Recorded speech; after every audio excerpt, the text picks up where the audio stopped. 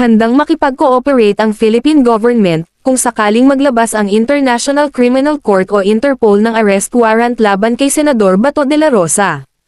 Ayon sa Department of Justice, kung may dumating na opisyal na warrant, whether galing ICC o via Interpol Red Notice, kailangan daw itong pag-aralan at sundin bilang bahagi ng diplomatic obligations ng bansa.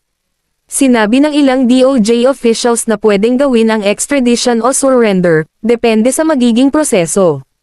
Kapag dumaan sa Interpol, mas mabilis daw ang koordinasyon dahil naka-integrate na ito sa systems ng local law enforcement. Pero nilinaw din nila na hanggang ngayon, wala pa silang natatanggap na opisyal na kopya ng anumang warrant. Kahit may mga ulat mula sa ilang opisyal na meron na daw, hindi pa ito kumpirmado ng ICC. Sa kabilang banda, may mga legal issues pa rin dahil hindi na miyembro ang Pilipinas ng Rome Statute. Kaya kahit willing ang gobyerno, kailangan pa ring tingnan kung tugma ito sa local laws at sa proseso ng ating courts.